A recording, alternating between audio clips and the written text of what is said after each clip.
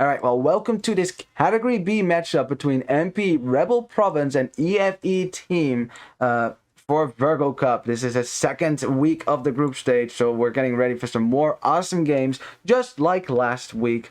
Let me introduce the players. We'll just start with orange here, although I'm going to make them purple. So, purple, because it's easier to distinguish purple and red, that's why. In the purple, we have Lure playing as the Vietnamese, alright. In the yellow, we have Norse Demu playing as the Franks. And in the red, we have Voicott playing as the Japanese. Ooh, interesting. Didn't expect to see Japanese here, actually, but there you have it. On the other side, we got Dion playing as the Ethiopians for EFE team. In the green, we have Astrion playing as the Poles. Wow, okay. That is a surprise, actually. That is an early pick for them as well, so I'm surprised to see Poles on this map already, on Arabia. Instead of Berbers, Hindustanis. Well, actually, no Berbers. Hindustanis and Magyars they had as their other civs. Very surprising. Alrighty then. And in the TL, last but not least, we have Ellen IF or Ellen If playing as the Italians. Alrighty then. There is some surprises here. Certainly some surprises here. We should probably talk about civilizations a bit before we talk about anything else. To start with, the biggest surprise of the day, that would be Poles on Arabia. Now, if you're going to ask me, Red Prince, what civilization would you pick as the pocket on an Arabia game in the first game of a tournament? I would probably not say Poles. There's a good reason for that. You lack the final armor upgrade on your cavalry, which means that in late game, you do not compete with Frank cavalry. You just don't, right? You just don't. Like, what Poles do best is spamming cheap knights, cheap cavaliers. That's kind of their thing, right? It's a lot of cheap stuff. And this is Category B, Chancilaro. It's Category B. You're spamming cheap cavalier if you get the Schlachta Privileges upgrade, which is a castle age tag. It's quite expensive, but after that, your knights are only 30 gold. Almost 30 gold. It's kind of like that. Which is very cheap. You can certainly get the numbers out, but again, you lack the final armor upgrade, which is maybe not a big deal in Knight v Knight fight, but it certainly is a big deal if you're fighting against archers, which obviously you're going to see archers in a team game. So, well, this is going to be interesting. Now, Poles can, of course, mine stone. They get a trickle of gold for that, which is why they are pretty good on a map like Atacama. So you can just mine stone, go for a tower rush. In the meantime, bank up some gold for Castle Age. Or Chaos Pit. There is only stone on that map, unless you cut through the wood line where the golds are. Guess we'll see. As Green unfortunately killed that sheep. I don't think he intended to do that, actually. You also have the full walk, which slightly boosts your farm rate because it instantly takes a bit of food from the farm and gives it to you instantly, right? So it's like 10% of the farm, or what was it? Something like that, or like 5%. I'm not sure exactly what the number was.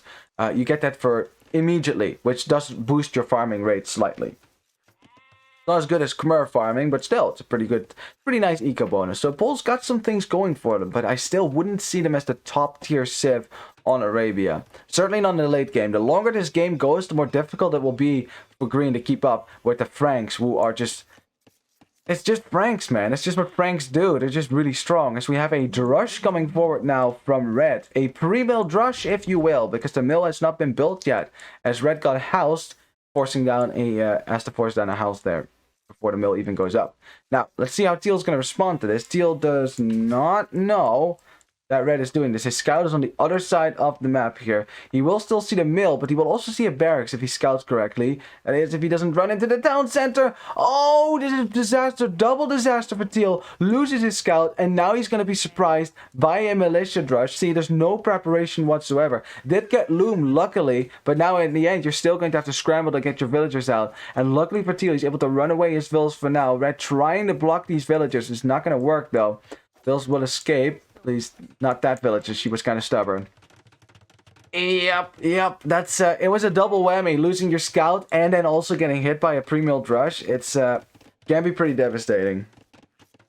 Now he still managed to get up to the next age, but the problem is you're going to have to chop stragglers now, and Teal will not have the wood to instantly drop both a barracks and an archer range. So this drush has already done its work.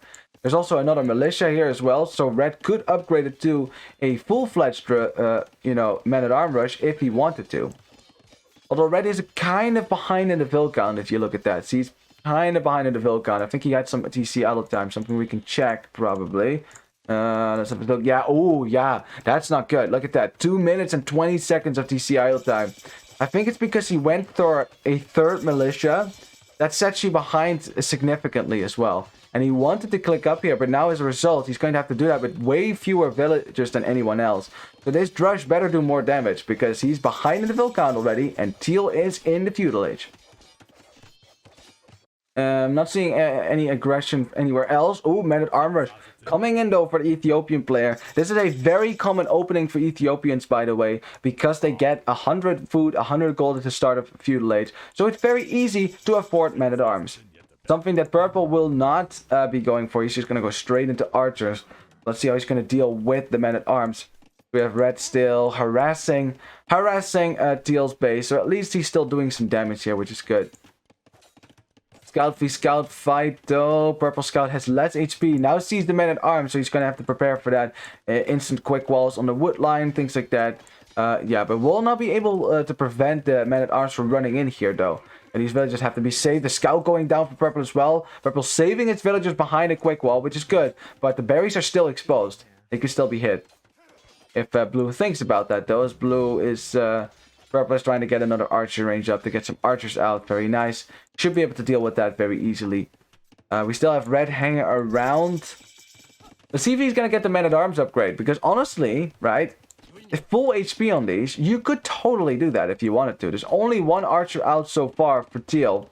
As yeah, red is looking pretty good over here. But again, that idle time is certainly not the greatest. As he's getting the men-at-arms upgrade now, but as a result had to idle his DC a little bit. Yeah. Now men-at-arms, I mean, it's kind of late for men-at-arms, obviously, but still, you know, it will definitely help you maybe kill some scouts for green, which will certainly help yellow later on in any engagement. So we have blue making it into the berries now. Nice blocking there as well, and purple is going to lose one villager. Really nicely done there by blue, killing a villager from purple. He's going to be happy with that, for sure. Yes, purple now is... yeah, it would have been behind in the Vilcad if not for the idle TC time from blue. As blue is trying to save its wood line, but the men-at-arms can just waltz right in over here as the archers are being brought over to try to save these villagers. These villagers can't quite run away. They're kind of trapped. They're trapped in their own little arena. Yeah, the scout does go down, but one villager might go down. One villager will go down here. Very nicely done. Definitely got some value here from this men-at-arm rush. You know, purple's going to deal with that with archers now, but this gave blue a lot of time to get the walls up. See that? He got his walls up, walled out the front. Don't like the walling, though. I think he should have maybe just put these buildings in front of the gold and walled like that instead of to the gold, because now purple can still sit here and deny your gold. So don't know about that one. In the meantime, oh, red's men-at-arms now still doing some damage here. As yellow is here with the scouts as well. And teal is taking a lot of damage. A lot of damage, actually. One villager down. Some archers have gone down as well. Another villager could go down. Does go down here. And teal is scrambling to survive here. Another villager is foolishly fighting against the invaders is going to get killed as well. As red can use his men-at-arms against the spearmen so that yellow can engage the scouts. Although, the spearmen just gonna hit in on the scouts. Another hit could get in as well. Red trying to kill that. Very nicely done. And looking start. A strong start here for MP. Despite some idle TC time, they still seem to have the upper hand here in the early feudal engagement. It is 10 scouts already on the field for yellow. Only 6 for green. So green is going to certainly have to scramble to protect his teammate here. His deal is forced to drop a tower now on his gold as another villager goes down. 26 villagers only for him. And he's still not out of the woods because yellow is still hanging around. Now we have green though going forward, and it looks like he is looking to go into yellow space, who of course does not have any defenses at his own base, so we'll see how that's going to go. Looks like purple is going to keep his archers back. He took some damage there, so I think he wants to keep his archers back just to make sure, to keep himself protected, especially since yellow scouts are on the other side of the field. It's red and yellow going forward, purple will stay behind, which is kind of the meta in these kind of 3v3 matchups. As green surprises yellow here, gets a villager and a bit of revenge from green, and yellow's probably going to have to scramble to get some scouts out, perhaps, with some spearmen. Yep, there come the spearmen to protect his own base. Yeah, there was no hole there, but better safe than sorry, right? And so yellow's going to have to scramble up some quick balls. Also, it looks like he's sending back his scouts, actually, which is good for Teal. Good for Teal. This is going to save Teal, because Teal can now deal with these archers, with these men-at-arms, and maybe get his economy rolling a little bit, because it was certainly not easy sailing for Teal at the start. He's also not walled at all, so he's going to have to protect himself. Blue, though, after his men-at-arms rush, knocking on the door of purple. But purple has more archers. Way more archers, actually. It's 16 versus 14, which should be better for purple, actually. As he actually comes out of the base to take an engagement. Nope, it's going to be a market wall. As blue is looking for that villager. But yeah, purple is here to defend. I don't think blue can really push in here. Did get... Oh, wow, look at that. No fletching on these archers yet, too. I mean, this makes sense, right? If you don't plan to move out as... No! Disaster!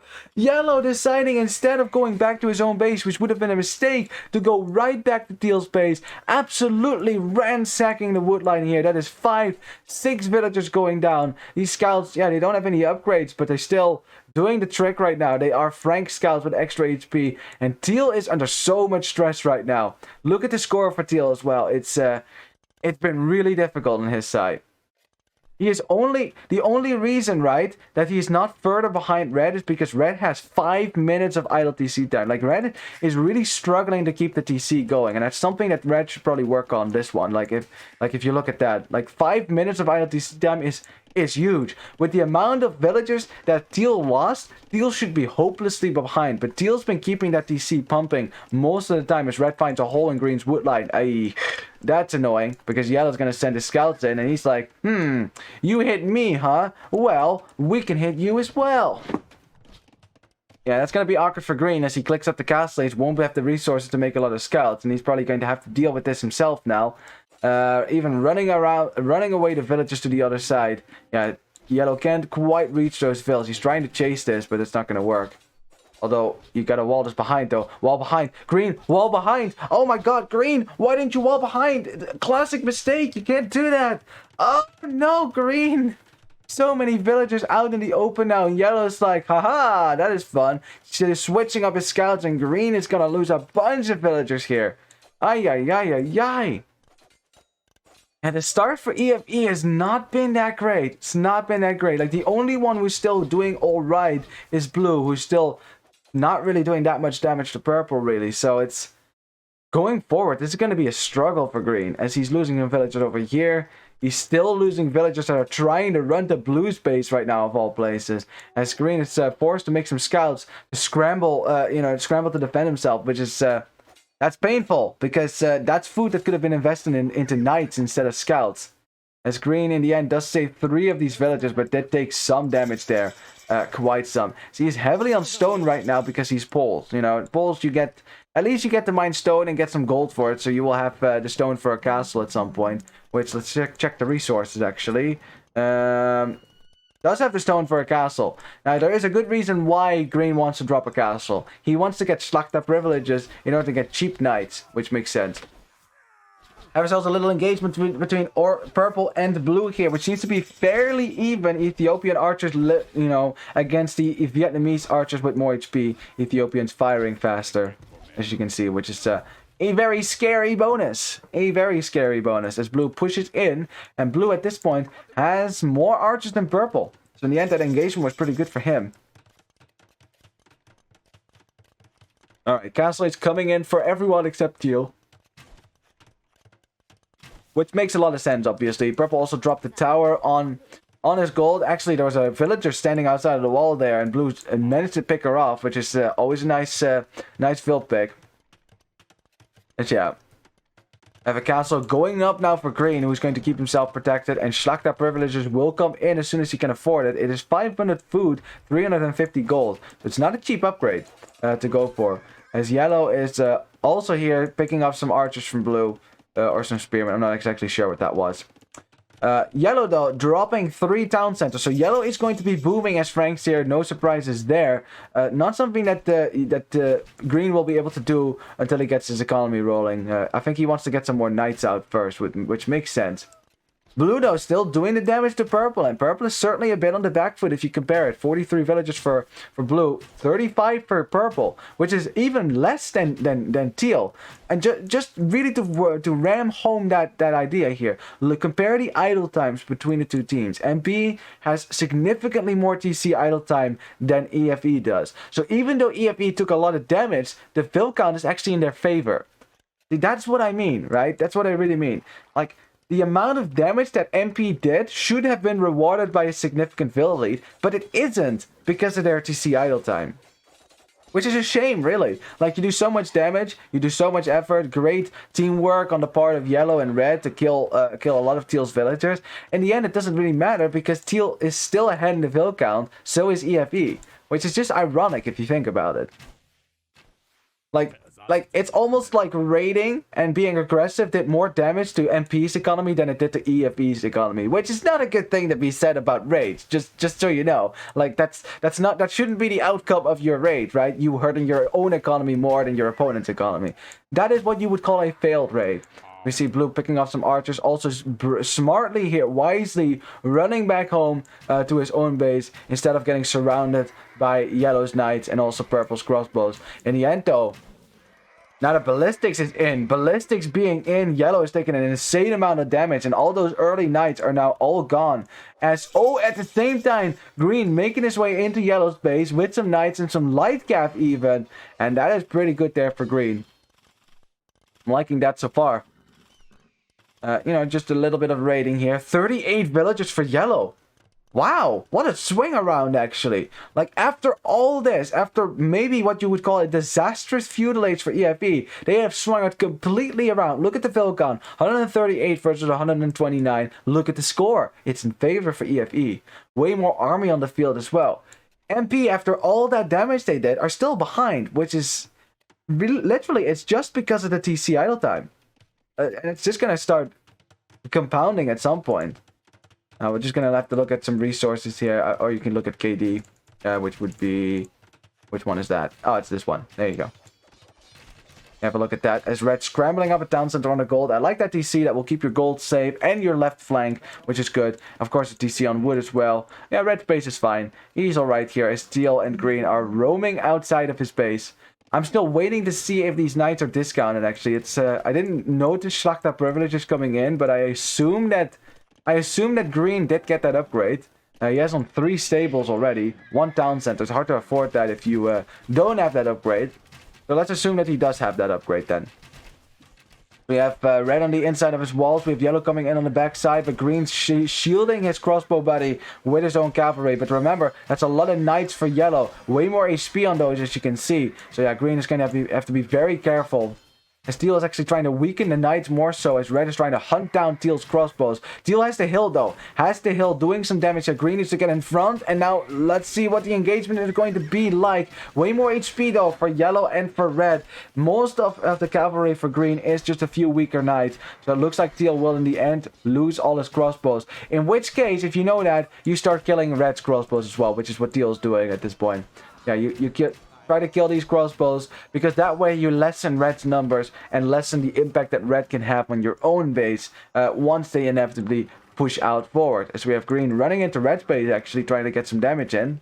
There's certainly some villagers that could be picked off, as these knights have already maxed out their armor. Yep, that's two armor upgrades for them, and that's it.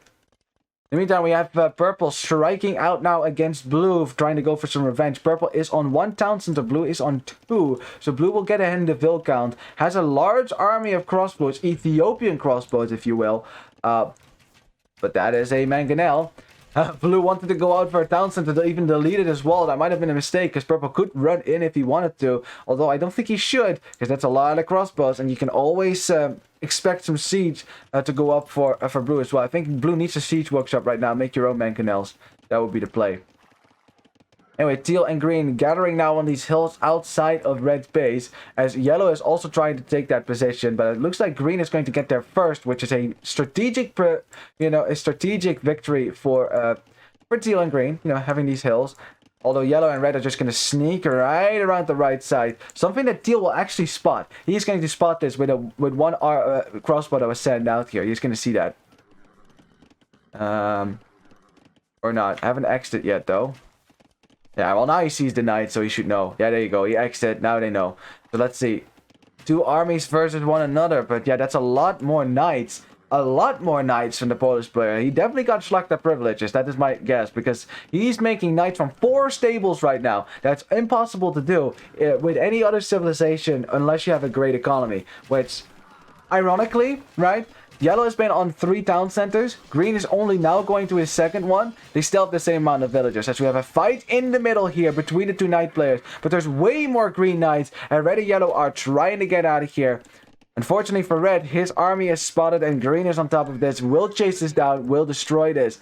And EFE still looking strong on this side. Yellow, though, going to the other side trying to go for a raid. As we have, 1 town center going up with 1 villager. And another one going up with 1 villager. Wow. Meantime, it's Mangonel versus Mangonel. Looks like we have a double siege workshop now for blue, who is clicking up the Imperial Age. Very dangerous. You do not want to lose your army at this point. This is a very critical point. Is when you invested almost 800 resources in the next age. It's not a time that you can easily fight. So you want to keep your army safe so you can upgrade it in the next stage. We have a Doubt TC on this side, as green is scrambling to get some knights out. He hasn't actually reacted to this yet. He might lose the TC if he doesn't... if he doesn't react to it soon. That TC might be a goner, actually. Unless green doesn't commit, yellow doesn't commit to it, which he doesn't. As green is massing his knights outside of red base, and green... No, yellow is committing to it. Yellow is committing to it, and green says, I don't care about the TC. Let's kill red. Because red is... doesn't have a whole lot of army on the field right now. Only 13 crossbows after losing his forward army, which is kind of annoying. As the TC is deleted or destroyed, I don't know which one. I don't think it's worth it to delete it, really. As red is looking for a kill with the Mangonel. Oh, juicy shot, attack ground. Oh, if it had been an attack ground, it would have been awesome. Attack ground. Oh, nice shot. Teal learning the lesson the hard way. That gotta be careful when your opponent is defending with Mangonels. So we have knights now on the stone for blue, hitting blue in the back, as blue is also defending on the front with Mangonels. We got a Mangonel v Mangonel. Nice hit there for purple. Another hit for blue, right in the crossbows. I think he deleted that as well, or it got killed. Just a reminder, deleting the Mangonel doesn't help you anymore. They fixed that quote-unquote bug. I mean, it's kind of a feature, but still. As blue is going to have a hard time fighting here. There's a lot of crossbows he wants to upgrade. 9 seconds away from Arbalest. Mangonel, though, very close. Oh, this is so close. Blue has Mangonel, has Arbalest now, but still running away from the Mangonel. Doesn't want to take a hit on that as well. Has to run away to Vils from the gold as well, but he's so busy microing his back. But look at all the knights disappear here because Bracer is in, Arbalest is in. The Mangonel has been sniped by now. Villagers will go down on the gold, but in the end, blue will be okay here, and which was a very critical little moment there. Still hitting the wood line. We have green sending his knights over to the other side because he realizes, okay, purple is here, yellow is here, I need to help blue, because if I help blue here, we can push on this side, because teal's not going to be up the castle. Teal is okay for now. We need to push on the left side, see if we can get some kills done. Mangonels, of course, don't do much against Arbalest once you get Bracer in, because of the range, you can easily kill Mangonels, which simply are not going to be able to hit you. But there we have yellow in the middle, but yellow should be nowhere close to this. Arbalest, Ethiopian Arbalest no less, with chemistry will absolutely shred knights. As we have green, though, committing his knight army to this fight. Yeah, I don't think that's a smart idea. He's going to back up a little bit here. You don't want to lose all those knights, obviously. As blue slowly makes his way to purple's base. And at some point, purple is going to have to commit to a fight here. With teal backing up on the wood line, deciding not to push in here. There's a castle up on the front here for red to protect himself. And red is going to have to protect himself. He is far behind in the numbers. As green is running in right now. Same thing with blue. They're both in here. And this is the thing. If you don't want to take a fight, you can run away from it all you want. But once your opponent runs into your base, you can't run. There's nowhere to run anymore. You're going to have to take a fight at some point. Yeah, certainly idling a lot of Purple's economy. And remember, Purple is up to Imp as well. Purple will be there in 40 seconds. If he can upgrade all these crossbows into Arbalest, he's going to be okay here. And remember, especially because we're getting to that phase now when the Knights from Poles are not going to really be that effective anymore. Because they will not have more than +2 on their Knights. There's no third armor upgrade. You have cheap Cavalier, but you're not going to be able to spam any Cavalier that are going to last under Archer Fire. So it's very important then for EFE to at least take one of the flanks out of the game here. As Purple is running away with his army, he's not going to commit that to this fight. As Green is seeing if he can get some kills in, but there's... I don't think you want to commit to a fight here. As a villager leaves open the gate, the Knights can actually get in as well. As Blue is still chasing this, Purple is trying to get the upgrades as he's losing some crossbows. But in the end, I think Purple will be okay. Arbalest is in, Bracer is in, and the Knights from Green are now going to be ineffective going forward. And Blue, kind of upstream without a paddle here. As he's trying to kill the Knights, but now it's Arbalest. The Arbalest plus the Knights to surround his army. They may just be Frankish Knights in Castlade, so they will still die to Arbalest fire. But with the smothering fire from Purple in the background, Blue's army gets completely wiped out. And one might wonder if it was maybe a mistake from Blue and Green to go this far into Purple's base. Perhaps it would have been better to just hold the front, get some siege out, some bumper cannons, things like that. Because it's now going to take a while before Green and Blue get their mass back up. Which leaves us with the attention going back to Red and Teal. Red makes it up the Imperial Age before Teal does, but Teal's not that far behind. Unlike Teal though, Red doesn't have the same numbers quite yet. But this is going to be interesting as Green hits Imperial Age as well. What is Green going to do against Arbalest? Because again, yes, you have cheap Cavalier. No argument there. Very nice. But you can't fight Arbalest. You just can't. Which means that Green can't really be around any combined fights between more than 2 players, right? Yeah, he can't really. So what can you do instead? Now, remember, you can get way more Knight numbers out than your opponent because it's cheaper in gold. So instead, I think Green's plan is to just attack Yellow before Yellow can get to Cavalier with full upgrades. That's the plan at least, but Yellow's wise to that. So the villagers almost open the gate. Castle can be denied though, as Yellow's going to take a fight right out of his gates here. Cavalier will be in before Yellow's Cavalier upgrade is in though. So let's see how this fight is going to go. Looks like Green has more Knights. Again, will get Cavalier before Yellow does. At least there's that. Yeah, this is a clear up for Green, which means he might be able to run into Yellow's base and do some damage before Yellow can get this strong Frankish Cavalier out, which of course is dangerous. We have Purple chasing Blue's army. Blue, of course, had to rebuild his army after losing his earlier on. Red running into Teal's base, but is being chased by Teal and some siege. We'll see how well that is going to go in a second. In the meantime, we have Cavalier now. This is as strong as they're going to get. But they're cheap. They're cheap. You can make a whole lot of them. Look at that. Spamming for 6 stables right now, Green is. And I sound like Yoda, don't I? Red, though, doing the same thing, right? Doing the same thing that Blue and Green did earlier.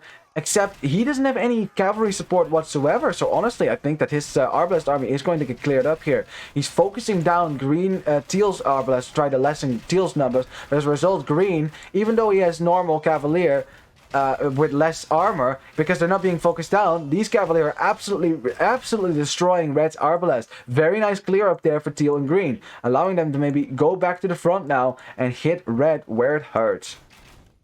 You got some Arbalest dealt with in the back of Blue's base. There's a nice castle on a hill. I like that. It's a nice defending castle in the middle. And probably at some point teams are going to be starting to think about the late game and trade, as the Paladin upgrade is coming in for Yellow. And that is a very expensive upgrade. But man, oh man, our Paladin's awesome. We see some stone walls going up now. I love this. This is good thinking. We are thinking about the late game now.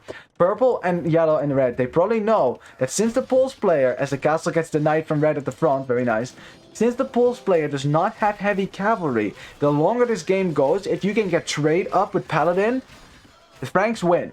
Period. Like, the thing that Pulse have right now is that they can get more units out with fewer gold. But as soon as gold is no longer an issue, Paladins win. Period. That's just what's going to happen.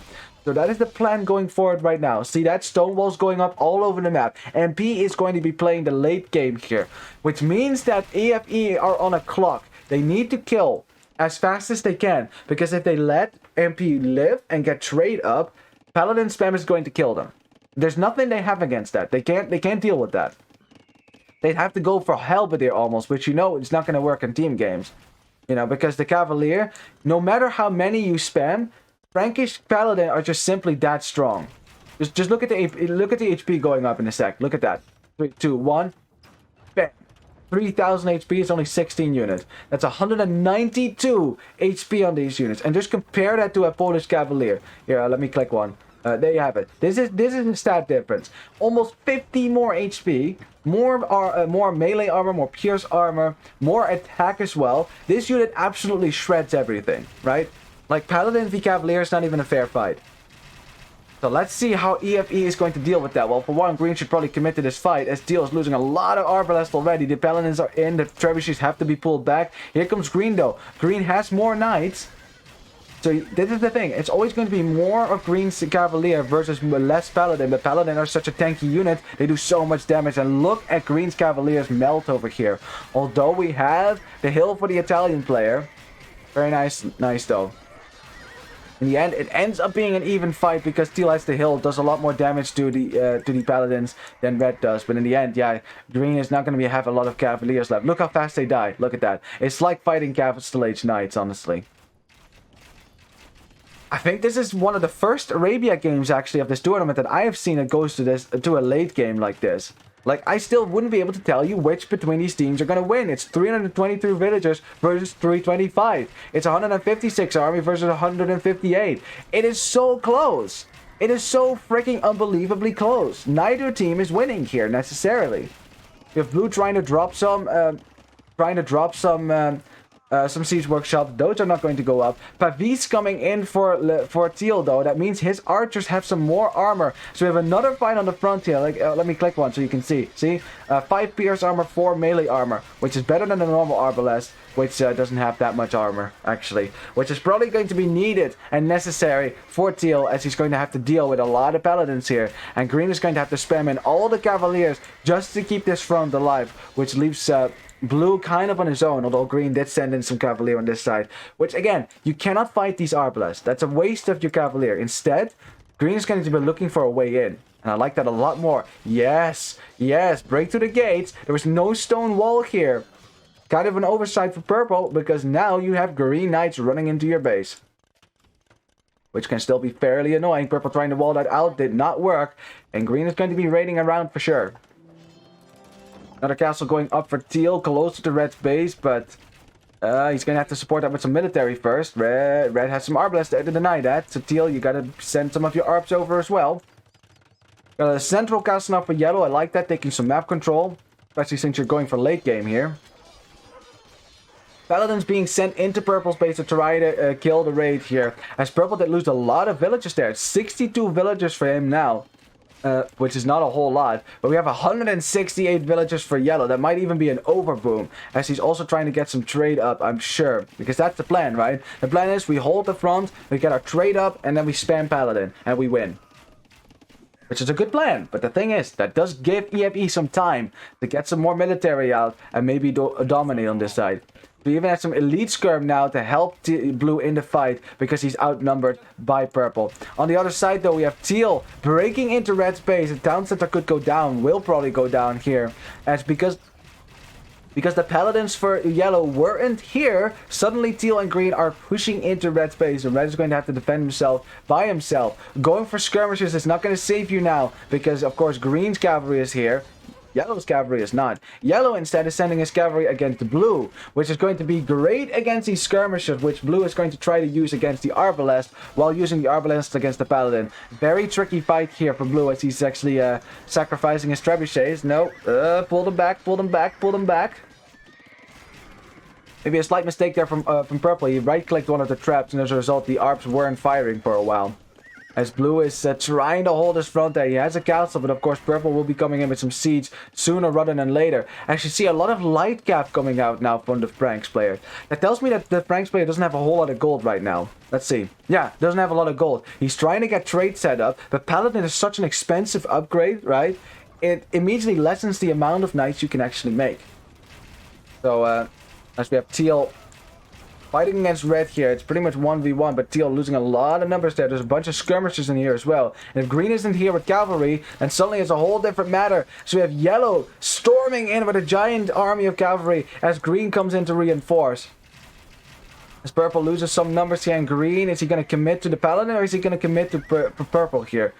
That's a good question. I don't know which is better, as green commits to the paladin army to stall that while blue takes the hill, has the hill for now. We even have a bomber cannon firing as well. I think purple just right-clicked it on the arbalest. Yes, nice. Use against the arbalest. Use that splash damage. But which is winning? Paladins, with their extra HP, are shredding the cavalier right now. This is a better fight for purple and for yellow for now. But blue still has the hill, as purple is trying to force his way up the hill as well. A bomber cannon still taking out the numbers. And at that point, blue is all by himself on this side.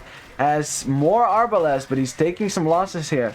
In the end, though, yellow ended up losing a whole lot of numbers as well. Remember, he doesn't have the gold to spam a lot of paladin. Until the trade cards come up, there will be no paladin. And at that point, what do we favor? Frankish light cap or cavalier that are discounted? I think I know the answer to that one, as blue holds the hill for now, barely, but holding on. An important victory-ish for them, because it allows green and teal to still focus on the right side.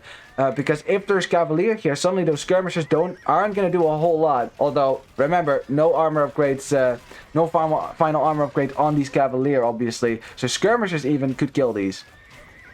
Yeah, see that? Jeez. Man, Cavalier without the final armor upgrade is still kind of useless, man. As we have, we have Winged Hussar coming in now, because the Pulse player is obviously going to run out of gold at some point. Has 3,000 gold, though. Damn.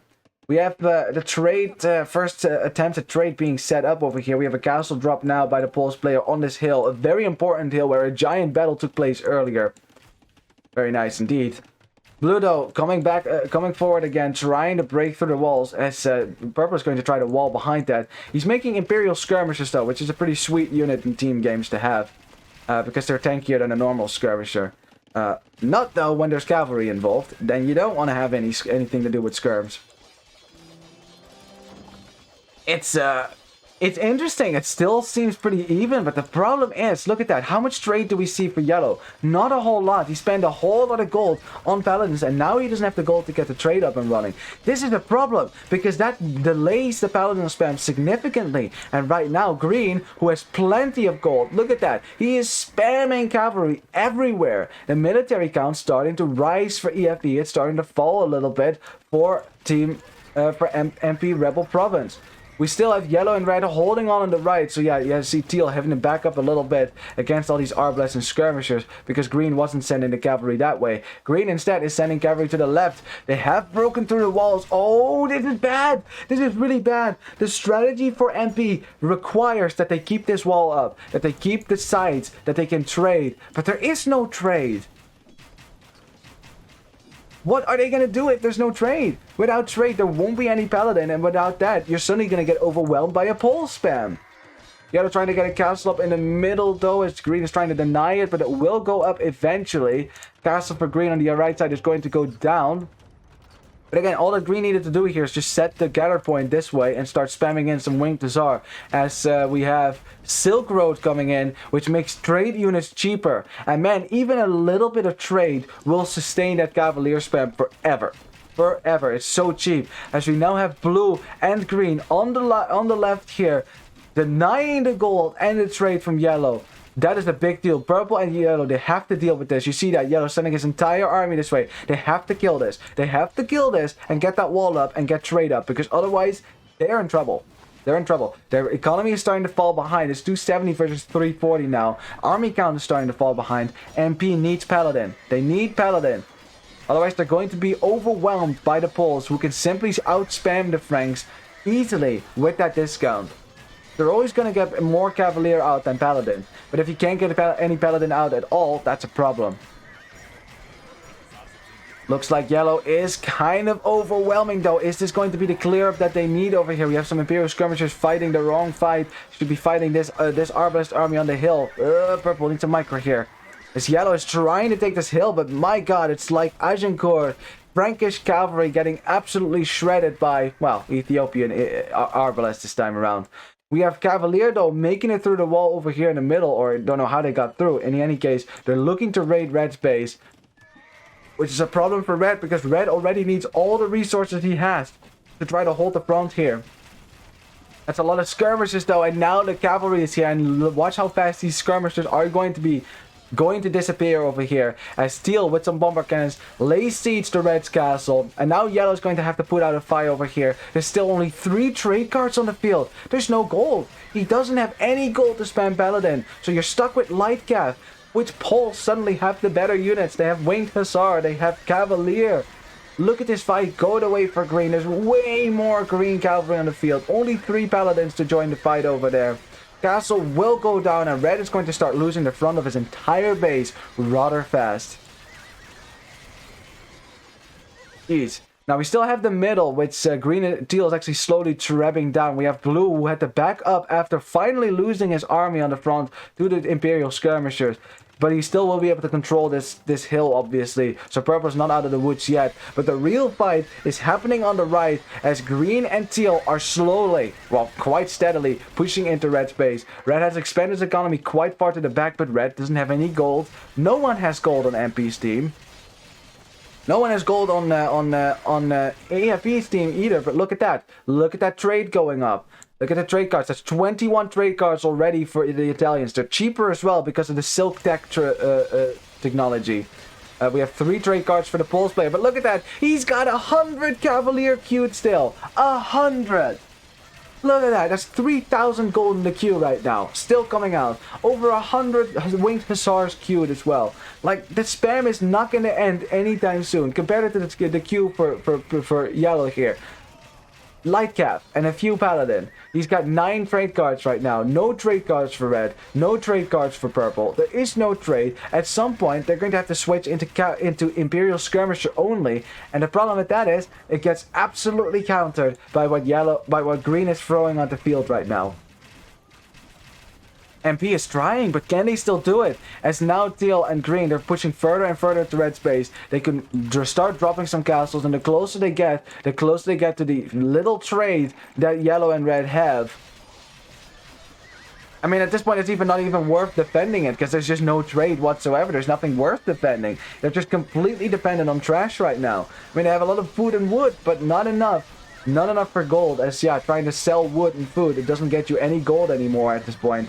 You can even see the market price if I find a market at some point. For now, looking at the HP here. Yeah, the few Paladins in here doing work, but it's just not enough. They're just being overwhelmed by the Arbalest and Cavalier composition.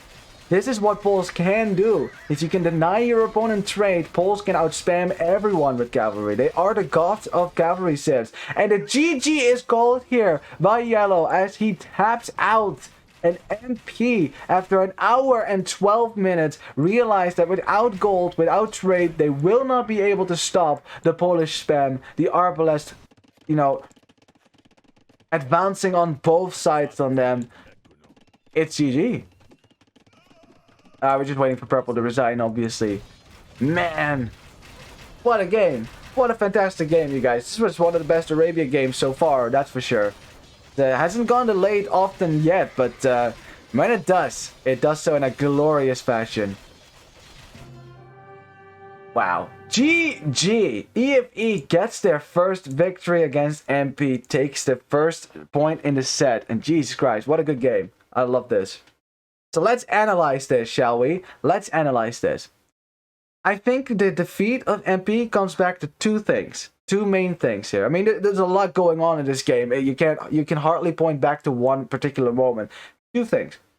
MP had a fantastic feudal age game. They were definitely dominating EFE in feudal age. Teal got absolutely ransacked. It mattered not in the end, though. It should matter, but it didn't. And the reason is the TC idle time.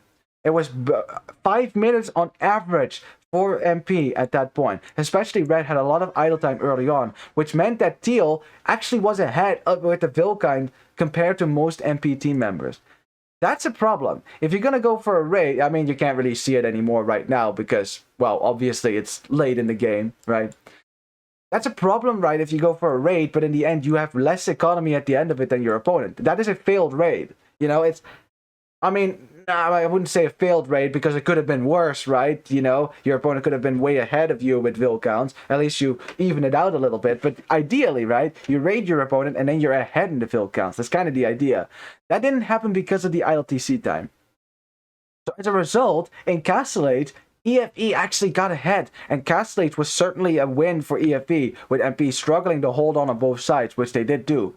Then we had some good fights for MP, which evened out everything. At some point, we had the exact same Vil count, the exact same military count. MP then made a decision, right?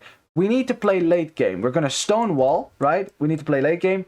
Stonewall, get the walls up everywhere, and we got our trade started up, because if Yellow can get his trade started up, right, then he can spam Paladins. He will be able to beat the Poles, right? Because Poles can spam a lot of Cavalier, but they don't have strong heavy cavalry. They will lose to mass Paladin. Imagine 60 Paladin versus 60 Cavalier. Paladin shred everything.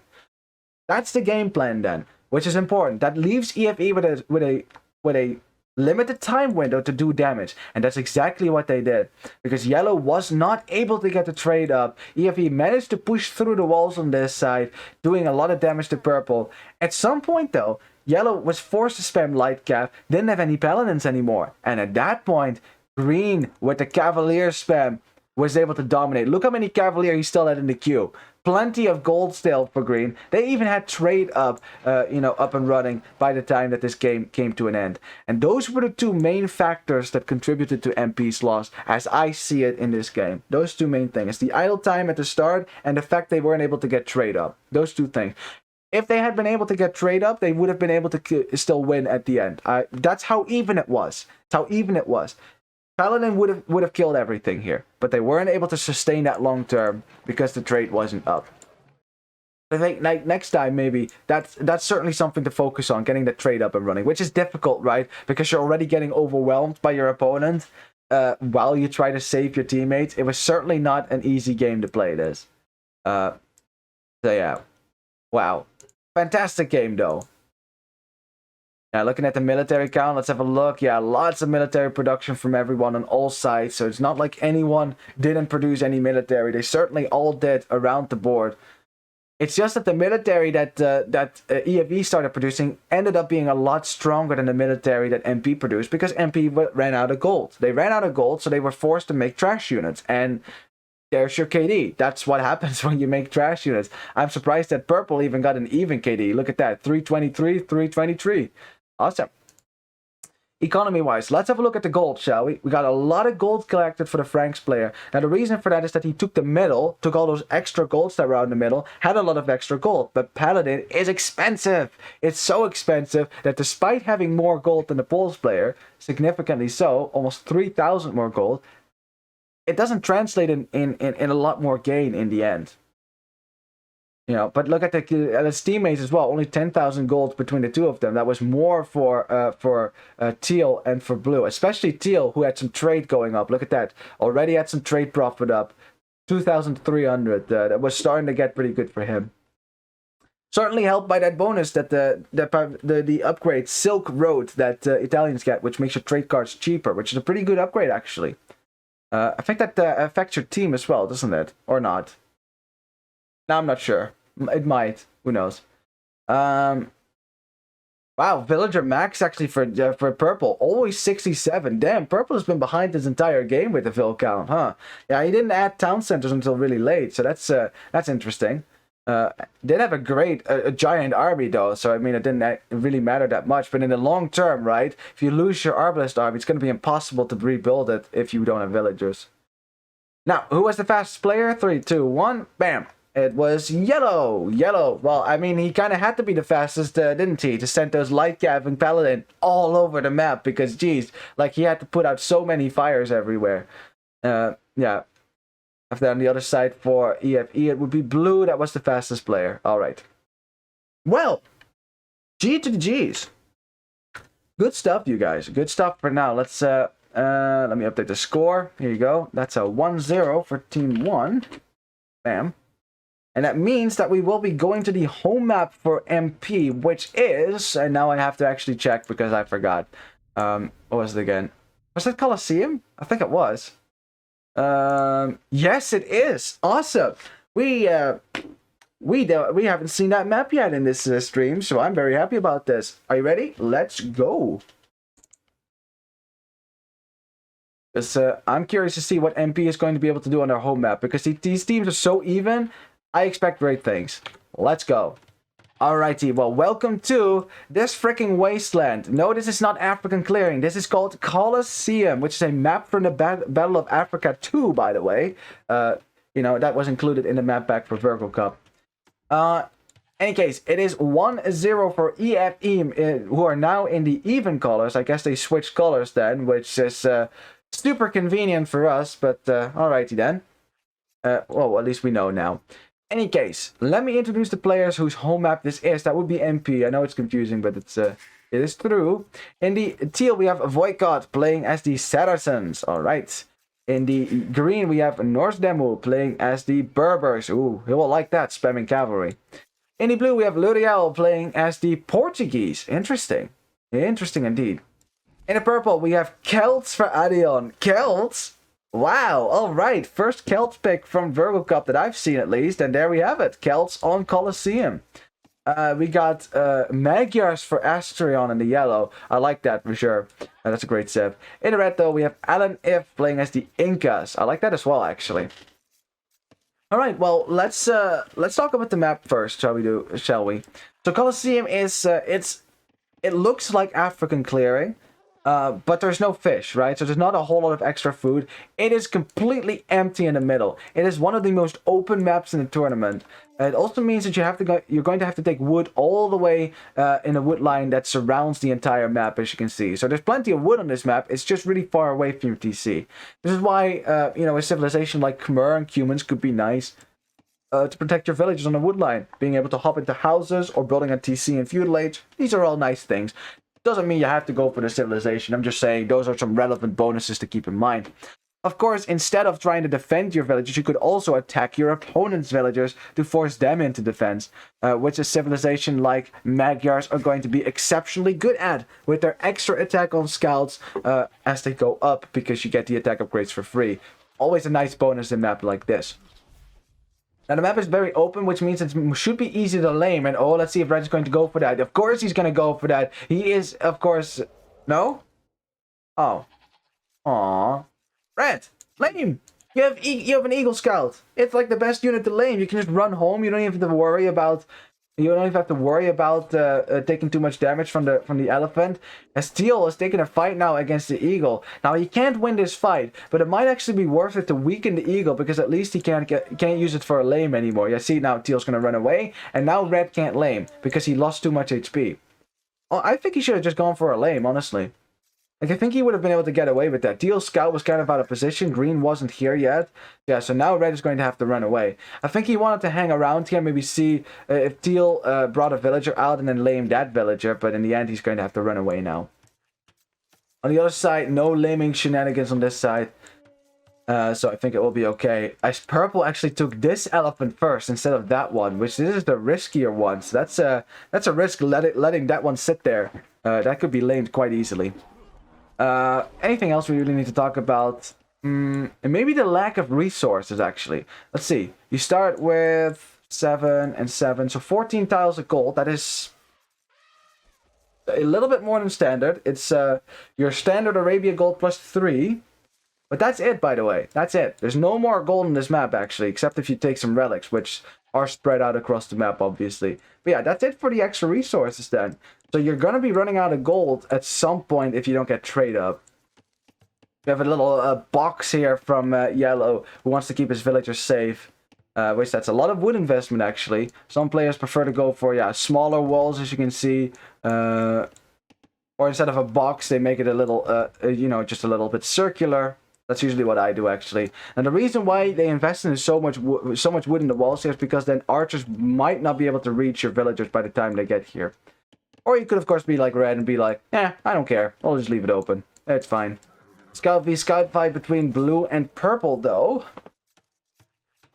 I think it's maybe time to talk a little bit about...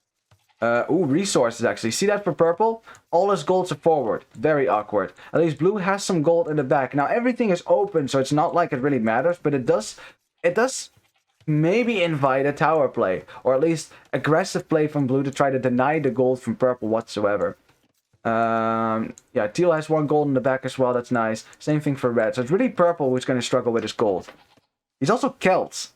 So I'm really curious, what is the Celts player going to do going forward here? Because Celts cannot do archers in Imperial Age. I mean, they can. They can even do Paladin in Imperial Age if you want to. It's not really the play, though. You lack Bloodlines and the final armor upgrade. It's, yeah, I've seen that work once in a competitive game.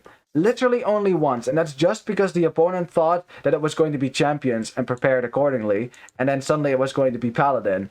And even Celt Paladin are pretty good. As red comes in with the militia here, that's technically a drush almost, because it's really early. Only now clicking up, the militia are already out. So the drush coming in, and teal losing a villager. Losing a villager, nicely done by red. A drush getting a vill kill is always a good thing. As teal is now going to have to wall in these villagers, delayed the barracks a little bit as well. As red loses his eagle, though, that's a good job by green sniping that eagle. It's going to make it more difficult for red to kill villagers because they can't be blocked as easily anymore. We have purple coming forward as well with future men-at-arms here as he is about to hit the feudal age. Just after blue hits the feudal age, he's going to go instantly for an archer range. Now sees those men-at-arms coming forward here, at least their militia now. They will be men-at-arms in a second. Red, yeah, won't be able to do that much more damage here as teal's going to try to wall that out. I like walling to the edge of the map here. I actually like that. You know, a team wall would totally be worth it, maybe. If you can get it up. It's a lot of walling, but if you can get a wall up over that much of a distance, very safe your economy will be. Of course, it is the task for EFE to make sure that that doesn't happen as they go aggressive right now. Man-at-Arms is in for purple as purple manages to stop the wall up here for blue. And blue is going to have to run with his villagers now.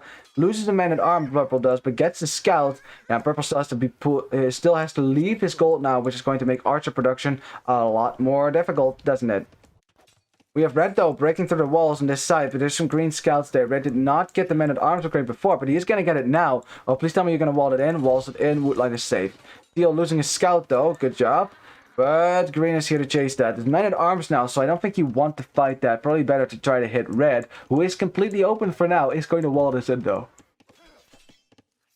We have something dying over here. I think that was still the scout, actually. As purple is still denying the gold, which is a problem for blue. He's forced to go to his forward gold now, which is a win for purple, because now blue is also going to have to defend the forward gold, not just purple. Red trying to break in over here, and yeah, you see that MP is a little bit taken aghast here by the early pressure, but we have green making it into the wood line of the Inca player, trying to get a kill here. I think he got 1 villager kill, but the villagers are being used to fight here. Maybe another villager could go down. 1 more hit, boop, there you go, very nice. And green's gonna have to run away. 3 scouts versus 2 villagers is somewhat worth it, I would say. Although in 3v3s, it's very important to have your scout mass alive once. Especially if your opponent's going to go for scouts. Another villager going down, though, and purple very happy and satisfied, I'm sure, with his men-at-arms rush so far. Got a bunch of damage on blue. As blue is still going to go to the main gold, or is he just going to delete the mining camp? Yeah, just delete that, go back to your main gold in the back, because there's no reason to expose your gold mining operation in the front like that. As the Celts player has had all the time in the world to start to get some skirmishers and archers out. Skirms, though. Don't know about that. 1 man-at-arm will be dealt with here. And that will be the end of that.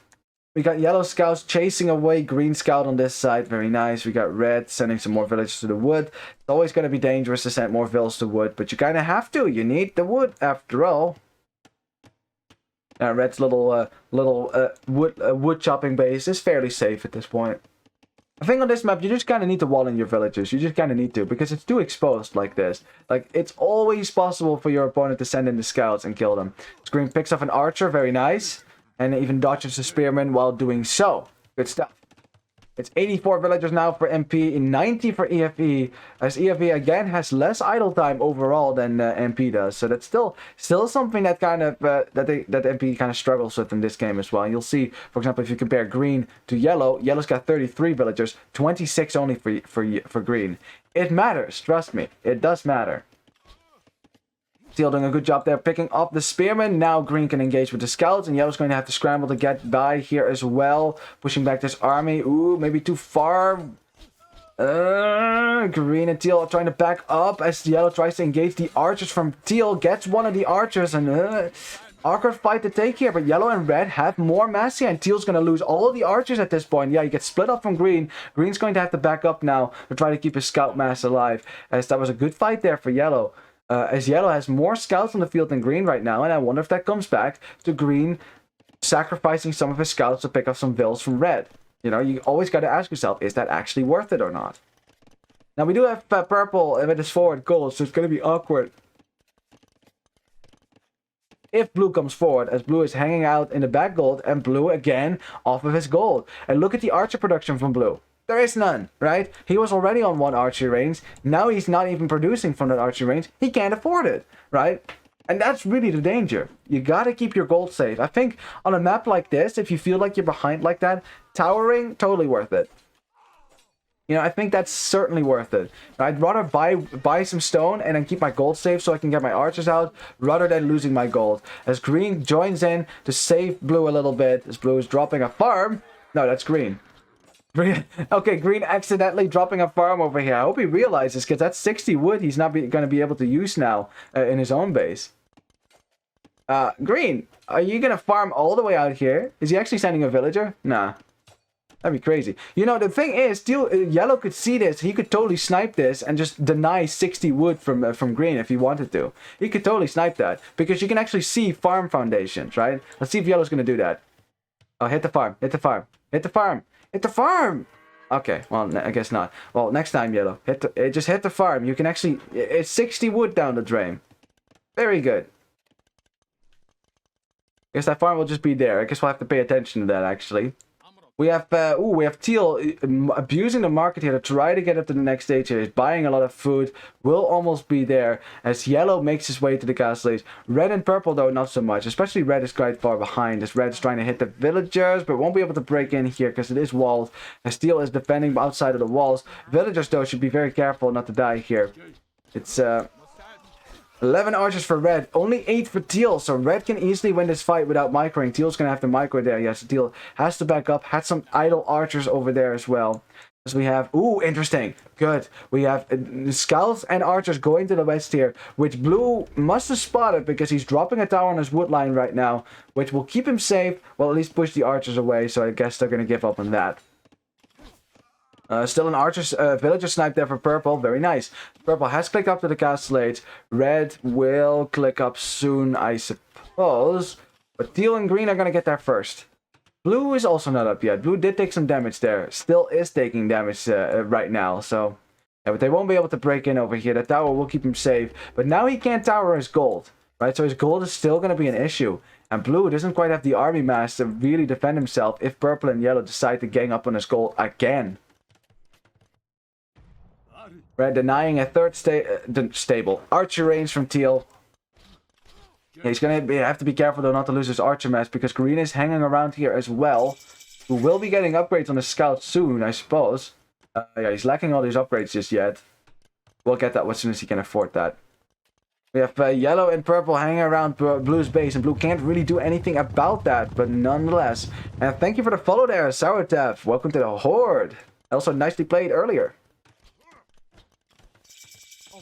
We have, yeah, oh, there's a hole actually in the wall. I think blue just spotted that because his archers ran through it. As look where yellow is going. Look where yellow is going. Look where purple is going. Straight back to that gold. There's no tower possibility now for blue. He already committed to a tower earlier. And now your villagers are going to have to run away from the gold once more. As blue gets miraculously does not lose a single villager while he runs away, but still, it is not good. Not good as Yellow commits his scouts even. Got the light cap upgrade, their Magyar light cap, by the way. So they have +2 on their attack as well. The Blue loses a few villagers. It's crossbow now as well, and Blue is in trouble. He's in trouble. Hasn't clicked up yet. Doesn't have the archers to defend himself. He really needs Yellow to come and help him now. He's been 2v1 for a long time. Green. Green needs to come and help him right now, as Green is trying to get some knights out as well. But Purple and Yellow, they are like, looks like Green is the target as well. As Green is trying to kill this with scouts, but that's not going to work. Some spearmen here. Purple's going to try to snipe those. 1 spearman down, 2 spearmen down, bam. Now Yellow can fight the scout, done. And Green is off a gold as well. Yeah, army control is so important in this map. It's so important. Like, going up the castles without having military control is really dangerous, honestly. It's really dangerous. Because it is. You get pushed off a gold so easily, and once you get pushed off a gold, you can't make more army. It's just a double whammy. Tower now from Green, also on this wood line. I would prefer a town center, actually, if you can afford it, which I guess he can't. You can check the resources, actually. Oh, he could have afforded that. Yeah, why not build a TC then? TC is much better. You can actually boom a little bit as well. Keep your wood line safe. Don't know about that. We have Celt Siege now at the front here, which Blue is not going to be happy with.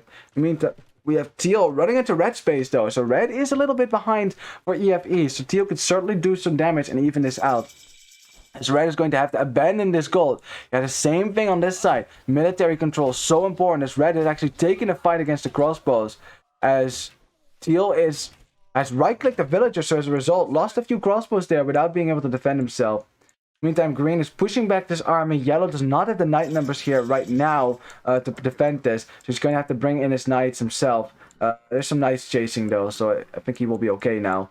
If he gets his army together, gang up on Green. Then archer range goes down for Blue, and I hope he didn't get crossbow in that one. Nope, that wasn't this one, luckily. So he will have crossbows now to defend himself, but he's going to have to micro his heart out to survive here. As Purple and Yellow are now hitting Teal, who is like, yo, you guys, why is the other flank hitting me? This doesn't make any sense. Unfortunately for Teal, whether it makes sense or not, he's going to have to deal with this. As Yellow and Purple, who have been raiding all across the map, are now hitting Teal. And Teal, who did not expect this, is going to have to defend himself now. Green coming in from behind, but is he going to be too late here? As Purple and Yellow could easily go to the right and hit the wood line. But they are being surrounded right now. There's Teal from the bottom, Green from the top. Let's see who has more knights. It's actually the Magyar player with more knights. Remember, also more attack upgrades. Green only has 1, Yellow's got 2. So his knights are better in this fight. Look at that. There's also fewer crossbows now between Teal and between Purple. As Yellow ends up clearing this. And they call it GG. Wow, the GG is already called. MP losing their army in this battle. Blue under siege by Celt Siege. Decide that this game is not going the way that they wanted it to go. And call it GG. And EFE on the home map for MP gets their second victory after a very strong performance here. This was very much unlike the first game, where it was a lot more even. Yeah, well, really well played, honestly. Like, I think the aggression from EFE is what did it him here. Like, on this map, having a lot of military control is essential. Essential. You lose military control, you're very likely to lose your resources because the goals are just so exposed. Like, unless you wall as much as Teal had, and even then, see, you break through, bam. Army in your base, you lose your gold, you lose your army, you're dead, right?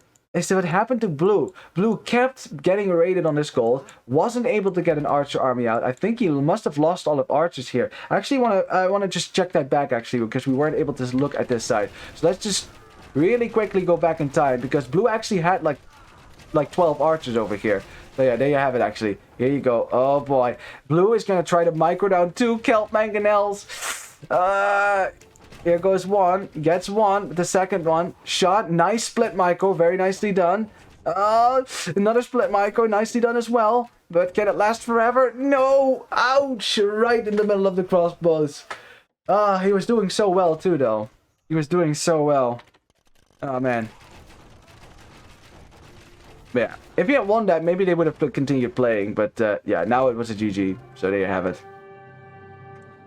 Yeah, let's have a look at the statistics here. Especially military count interests me here. Like, it's overall higher for EFE, especially between purple and blue. You can see the difference.